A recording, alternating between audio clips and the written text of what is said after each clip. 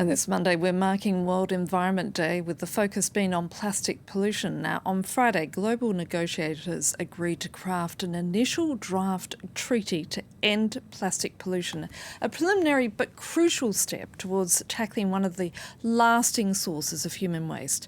Environmental activists cautiously welcoming the outcome of the 5 days of talks here in Paris on plastic pollution, but they also express concern that the petroleum industry and some governments will try and water down the eventual agreement. Most plastic, of course, being made from fossil fuels. Joining me here in the studio is our environmental editor, Valerie Dekimpe. Valerie, last week negotiators, as I just said, were meeting here in Paris to sort of come up with this sort of international treaty on plastic pollution. Now, today, you've got diplomats in Bonn to lay the groundwork for the upcoming UN Climate Summit in the UAE, COP28.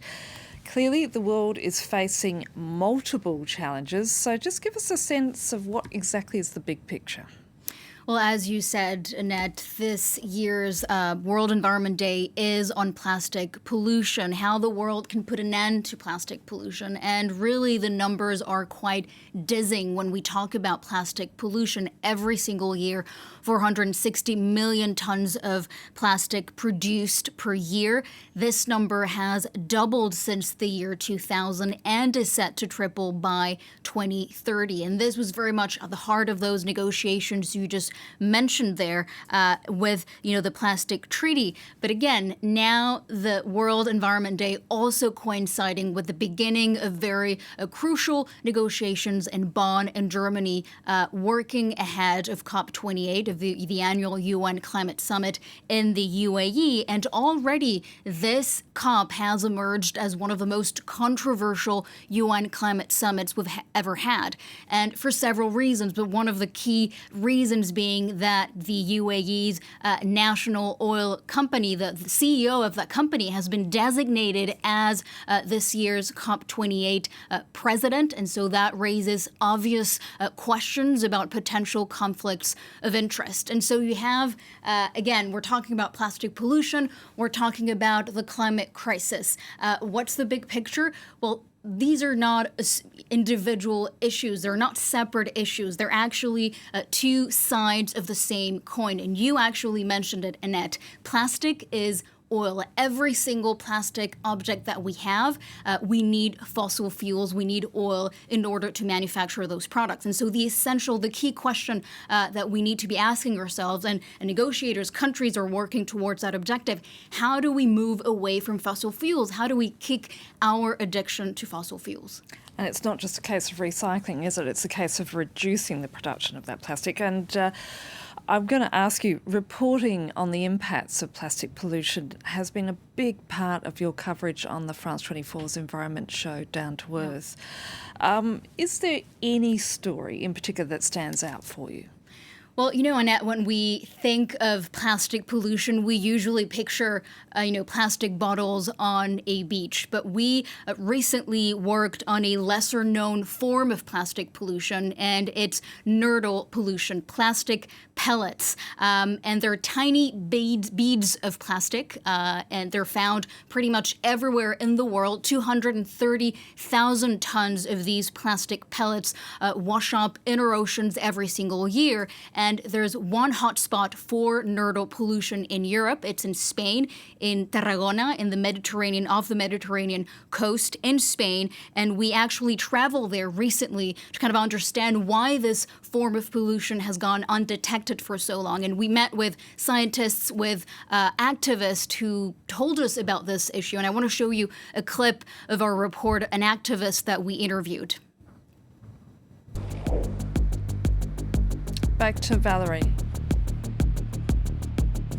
Esta playa aparentemente parece que está muy limpia.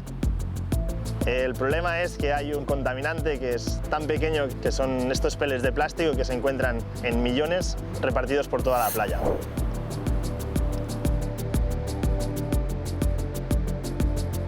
Cuando empezamos a divulgar sobre este contaminante, nos encontrábamos que muchas personas nos decían que de pequeños siempre los coleccionaban.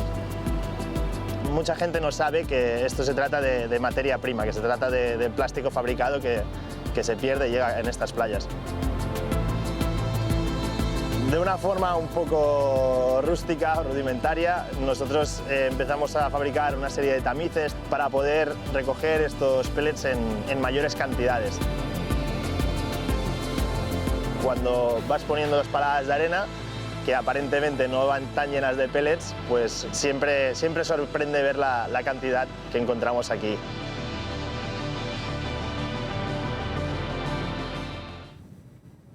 What you see, those pictures, Annette, that's the result of industrial pollution. These plastic pellets are the basic ingredient for all plastic products. For 1 ton of plastic produced, you need about 50 million individual nurdles pellets. And so they're so small that they can easily escape from factories, from trucks, from containers, and essentially enter waterways and the ocean. And that's why it's so hard to actually control this problem.